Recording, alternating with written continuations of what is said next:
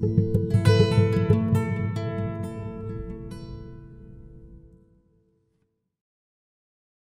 name is Ian Willoughby, and I'm joined by the political scientist and historian Jacques Rupnik, one of the co-creators of The Other Europe. Mr. Rupnik, when this series began back in the late 1980s on Channel 4, what were you setting out to achieve with the program? Well, the idea started in the mid-80s, around 1985, 86, and there were essentially two motives. One was there was a growing interest in what could be called today the dissident movement, independent culture in Central Europe. And on the other hand, there was a Gorbachev moment. And there was a great, almost excessive, if I put it in inverted commas, focus on the Gorbachev reforms and transformation. And the idea for us was therefore to shift the focus on the Central European part and say, you know, there is a story to be told about not actually existing socialism as the regime called itself, but the actual regime actually existing dictatorship that existed. And so basically describe the varieties of situations in Eastern and Central Europe, and of course the varieties of possibilities to oppose it. And that was a context in which we started between the moment when we started, 1986, and by the time we got actually to start filming at the beginning of 87 and completed the project at the end of 88. Took a while, but during that period, we really had the time to travel around what used to be called the Soviet bloc. And I can only confess that we didn't see it coming, the collapse of the Berlin Wall or anything like that. But we have more or less tried to describe the landscape before the battle, before 1989. Well, today we would talk about that period as being late communism. But what state was communism in at that stage? Did it feel at all like it was fraying around the edges, that it was in a bad condition?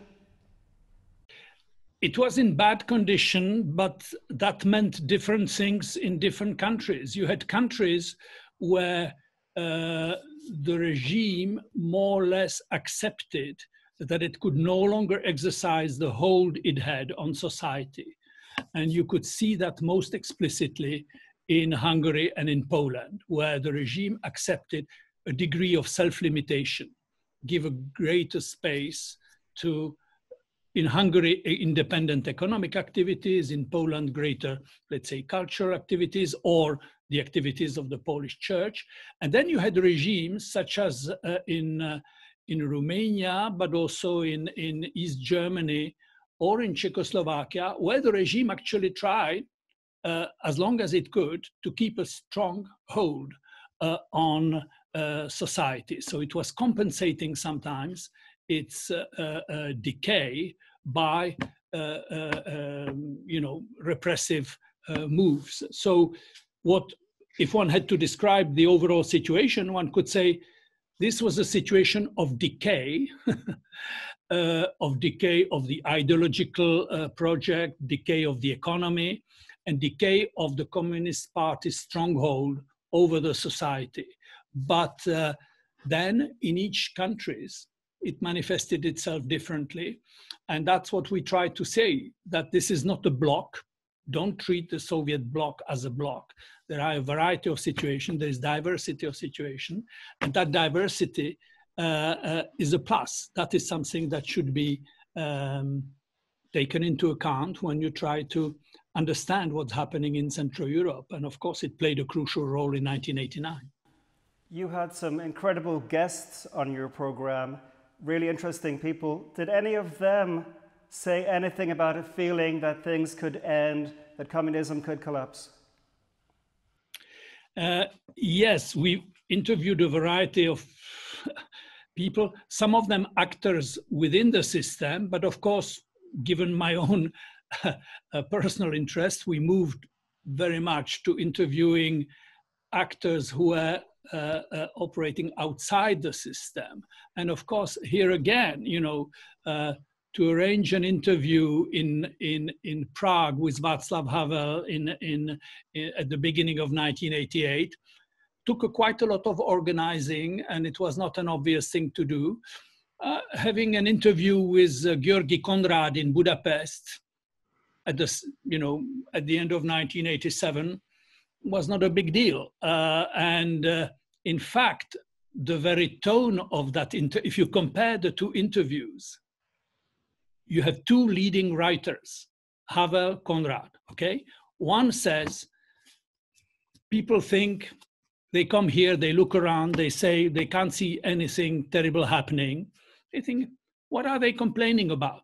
And it says, well, they will have to live here. They will have to see how in an ordinary post-totalitarian system works, how the social control, how the repression works. And then you have Konrád, who takes, the tone is very detached. He describes the decay, and he simply says, yes, we are, you know, Europe has been divided after the war. And there is a lucky Europe in Western Europe, which is doing okay. And then there is the unhappy Europe, and I belong to the unhappy. And then we sort of we have adjusted, we've learned to live with this unhappy situation. And of course, if you look at Europeans today, those in the West are quite satisfied with the status quo. They are not very much bothered by it. Well, for us, it's different. We are trying to think Europe beyond the divide. And of course, this is related to the subject that we were trying to film, you know, the other Europe, try to understand what's happening behind the Iron Curtain, but also the way they think about Europe and about the European divide differently, obviously, from people in the West. Now the Other Europe project is in a new phase. What's being done with the material today, and what are your hopes for it? Well, I think that it was a great opportunity to take the archive, which was deposited in London at the Imperial War Museum after we completed our project, and to be able to move it to where it belongs, that is to Central Europe. And particularly, I think I'm pleased that this is done under the auspices of the Václav Havel Library. So that, I think, is the right place where the archive belongs. And the archive is not just an archive. The archive should be living. And the great thing about what's happening now is the digitalization of the interviews, of the various elements that we have accumulated during that period. And that, I think, will give the project a new life, a life of its own, which will have, you know, different people interested in different countries. If you take somebody in Poland, well, they'll be, of course, primarily interested in stuff related to Solidarność, to interviews with Lech Walesa or Jacek Kuroń or Bronisław Geremek. And if you take somebody, as I mentioned, in Hungary, well, you know, obviously, György Konrád, who has died, unfortunately, recently, his interview will be you know, I think, of great interest there. You will see gradually that this variety of people that we have interviewed have very different things to say, and they may have things to say to the younger generation today. I think that we are seeing everywhere in Central Europe, in the Czech case, but I see it everywhere. The new generation born after 1989 consider this, you know, ancient history, very ignorant about it, maybe has some symbolic names or figures that remains in the background, but basically great ignorance about it. And I think that we don't have a doctrine or anything to transfer, but we have testimonies. We have interviews, documentary material, and that in itself, I think, is very interesting for for the younger generation. You see directly an interview with one of the protagonists, and they tell about their experience, about the way they view things.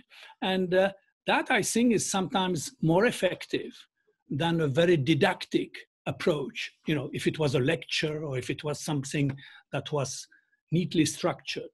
I think the film itself, I hope, The Other Europe, is neatly structured. It had to be, because we couldn't film freely. And this is another thing that should be borne in mind. Everything we have filmed was filmed under conditions of unfreedom. But what comes out of the material may be of interest to the younger generation who lived, or who was born in the conditions of freedom already. And maybe that make them think that freedom is not something to be taken for granted, that democracy is not something to be taken for granted. And we see that sometimes it's being, nowadays, living under duress, trampled upon in some cases, and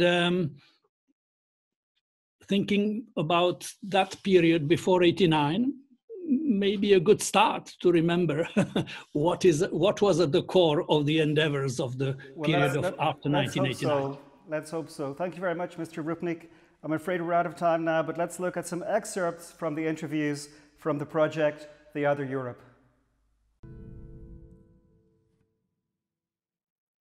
Charta 77 vznikla počátkem roku 77, vstoupila do života jako hnutí za lidská práva. Spojili se v ní lidé nejrůznější, intelektuálové i dělníci, nekonformní mládež, spisovatelé a i bývalí politici. A lidé prostě rozmanitých politických názorů, kteří se mohli sejít na bázi takové jakési vzájemné tolerance, vzájemného respektu a kteří se mohli shodnout na té nutnosti, tedy zasazovat se za dodržování lidských práv. To znamená, jak těch mezinárodních paktů o lidských právech, helsinských dohod a podobně. Pierwszy etap tej reformy, która nazywała się Solidarnością, był bardzo widowiskowy, bardzo emocjonalny. I z tego etapu nas znają miliony ludzi w Polsce i na świecie. Niemniej jednak, jak tak się zastanowimy głębiej, to ten etap był poza emocją, nie zostawiał tak wielkich jakichś trwałych śladów. Natomiast drugi etap, w którym się znajdujemy, jest etapem, który zbiera te wszystkie emocje i próbuje ustawić je w programy pozytywne, realizacyjne. Ich glaube, dass der Staat überhaupt seine Ziele verändert hat. Während vor 20 Jahren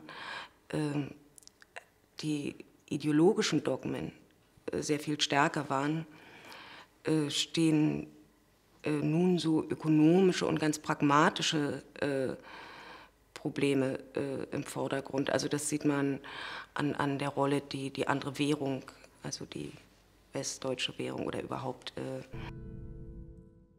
You know, there are two parts of Europe. One is more lucky than the other. I'm living in the part which is not so lucky.